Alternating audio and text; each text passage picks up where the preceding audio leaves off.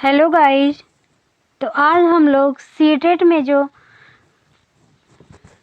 पर्यावरण का 30 नंबर का जो टॉपिक है उसके बारे में पूरा शुरू से लेके अंत तक का सिलेबस ख़त्म करेंगे। तो आइए, पहला इसमें टॉपिक है, इसमें पर्यावरण। पर्यावरण का अर्थ।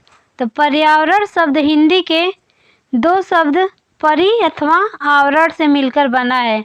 परि का अर्थ होता है चारों ओर तथा आवरण का अर्थ होता है घेरा। इस प्रकार से पर्यावरण का अर्थ है चारों तरफ से घेरना। आइए जान लेते हैं इंग्लिश में इसको इन्वायरमेंट कहते हैं। तो इन्वायरमेंट शब्द का उदय फ्रेंच शब्द इन्वायरनर से हुआ है, जिसका अर्थ है घेरा या चारों ओर। अतः हमारे पर्यावरण को हमारे चारों ओर के भौतिक, रासायनिक तथा जैविक जो भी चीज़ आते हैं वो सभी हमारे पर्यावरण के अंतर्गत आ जाएंगे। आइए जान लेते हैं पर्यावरण का अंग्रेजी पर्याय जो होता है वो इन्वायरमेंट होता है। इन्वायरमेंट शब्द की उत्पत्ति जो होती है वो फ्रेंच शब्द इन्वायरनर से हुई है, जिसका अर्थ होता है पड़ोस। आइए जान लेते हैं पर्यावरण की परिभाषा के बारे में। तो हमारे चारों तरफ वह क्षेत्र जिससे हम घिरे होते हैं, जो हमारे जीवन तथा क्रियाओं को प्रत्यक्ष या फिर अप्रत्यक्ष रूप से प्रभावित करता है, उसे ही पर्यावरण कहते हैं। जे.एस. रॉस कहते हैं पर्यावरण के बारे में, पर्यावरण या फिर वातावरण वह बाह्य शक्ति है जो हमें प्रभावित करती है। जैविक और अजैविक व्यवस्थाओं में जो घनिष्ठ संबंध है और दोनों एक दूसरे को प्रभावित करते हैं, अतः पर्यावरण के जैविक और अजैविक घटकों के बीच के संबंधों का अध्ययन पारिस्थितिकी कहलाता है। आइए जान लेते हैं पर्यावरण के घटक के बारे में। तो पर्यावरण के दो घटक, एक जैविक घटक, दूसरा अजैविक घटक। जैविक घटक में सभी सजीव चीज़ें आ जाएंगी, अजैविक घटक में निर्जीव चीज़ें आ जाएंगी। जीव चीज़ में जैसे सजीव में जीव, वनस्पति, जंतु, अपघटन, पशु, ये सभी जैविक घटक के अंतर्गत आएंगे। अजैविक में महाद्वीप, पहाड़, मैदान, मरुस्थल, महासागर, सागर, नदी, झील, ये सभी अजैविक घटक में आ जाएंगे। आइए जानते हैं पर्यावरण जो होता है वो पारितंत्र से बना होता है, और पारितंत्र के दो भाग, जैविक और अजैविक। जैविक में बताए हैं सभी सजीव चीज़ें, पौधे, पशु, सूक्ष्म जीव। अजैविक में मृदा, भूमंडल, वायु, वायुमंडल, जल, जलमंडल। इन सभी जैविक और अजैविक को मिला करके पारितंत्र बनता है, और इस पारितंत्र को ही पर्यावरण कहते हैं। आइए जान लेते हैं जीवों का वर्गीकरण। तो जीवों का वर्गीकरण कैसे करेंगे? तो पहले जीवों को 3 भागों में बांटा गया, उत्पादक, उपभोक्ता और अपघटक।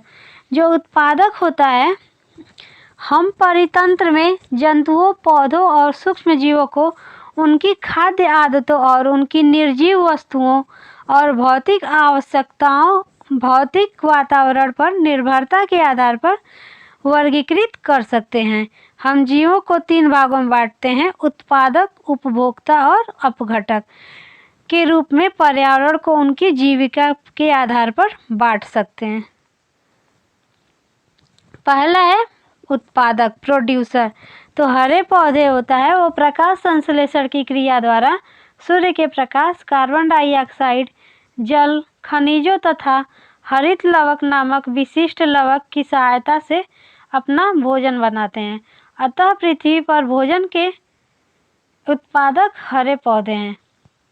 जो हरे पौधे होते हैं वो प्रकाश संश्लेषण की क्रिया करते हैं। सूर्य के प्रकाश की उपस्थिति में कार्बन डाइऑक्साइड वायुमंडल से लेकर के और पृथ्वी से जल लेकर के तथा खनिज तथा हरित लवक नामक विशिष्ट लवक की सहायता से पौधे अपना भोजन बनाते हैं, और पृथ्वी पर भोजन के उत्पादक जो होते हैं वो हरे पौधे ही होते हैं।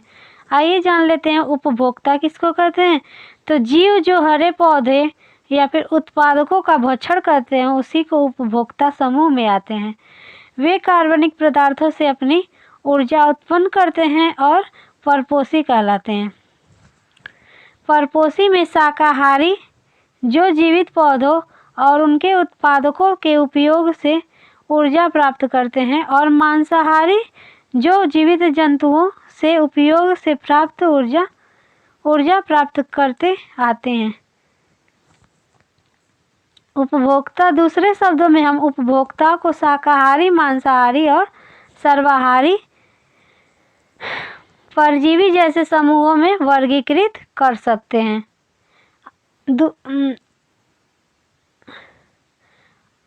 आइए जान लेते हैं कि उपभोक्ता को कितने समूहों में विभाजित किया गया है।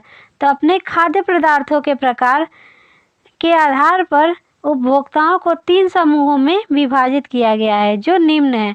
प्राथमिक उपभोक्ता, जो प्राथमिक कंज्यूमर होते हैं। दूसरा द्वितीयक उपभोक्ता, सेकेंडरी कंज्यूमर। तृतीयक उपभोक्ता, टर्शियरी कंज्यूमर। आइए खाद्य श्रृंखला के बारे में जान लेते हैं। ये जो सूर्य है, ये जो पौधा है, ये सूर्य की प्रकाश की उपस्थिति में पृथ्वी से जल लेकर के प्रकाश संश्लेषण की क्रिया करके अपना भोजन बना रहा है। और जो शाकाहारी जीव है इस उत्पादक से भोजन अपना प्राप्त कर रहा है, इसको प्राथमिक उपभोक्ता कहेंगे।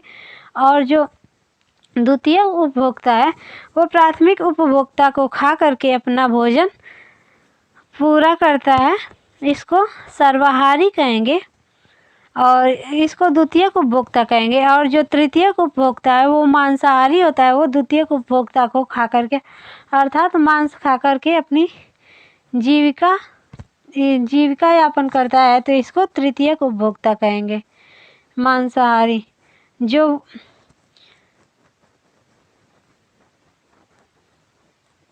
प्राथमिक उपभोक्ता के बारे में आइए जान लेते हैं। तो प्राथमिक उपभोक्ता वे उपभोक्ता हैं जो उत्पादकों या फिर हरे पौधों एवं उत्पादकों से उत्पादकों से जो भोजन प्राप्त करते हैं उसे प्राथमिक उपभोक्ता कहते हैं। जैसे टिड्डा जो होता है वो प्राथमिक उपभोक्ता के अंतर्गत आता है। कीट, गाय, खरगोश जैसे पशु आदि ये प्राथमिक उपभोक्ता के उदाहरण है। आइए जान लेते हैं द्वितीय उपभोक्ता के बारे में। तो जो द्वितीयक उपभोक्ता है उसमें मेढक आ जाएंगे, जो टिड्डा उड्डा को खा करके अपना जीवन यापन करते हैं। प्राथमिक उपभोक्ता को खा करके अपना भोजन बनाते हैं, उसको द्वितीयक उपभोक्ता कहते हैं, जैसे मेढक। आइए तृतीयक उपभोक्ता के बारे में जान लेते हैं। तो जो वे उपभोक्ता जो द्वितीयक उपभोक्ता को खाते हैं, जैसे सांप मेढक को खा लेता है, तो ये तृतीयक उपभोक्ता के श्रेणी में आते हैं, ये मांसाहारी होते हैं। आइए अपघटक के बारे में जान लेते हैं। तो अपघटन की वह प्रक्रिया एक जीव की मृत्यु प्रारंभ होती है। सूक्ष्म जीवों का एक समूह है जिसमें जीवाणु और कवक आते हैं। वे जीव के अपशिष्ट पदार्थों व मूल अवशेषों को तोड़ते हैं, अतः इन सूक्ष्म जीवों को अपघटक कहते हैं। अर्थात हम लोग इसको इस उदाहरण से समझ सकते हैं। अगर मान लीजिए कि कोई समोसा हम लोग खा रहे हैं, वो ज़मीन पे गिर गया, तो समोसा वो हमेशा मतलब वैसे ही रहेगा।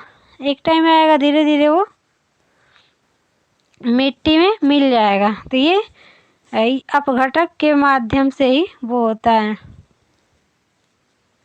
आइए इस वीडियो में बस इतना ही। वीडियो पसंद आए तो लाइक, सब्सक्राइब और शेयर कीजिए। वीडियो देखने के लिए धन्यवाद।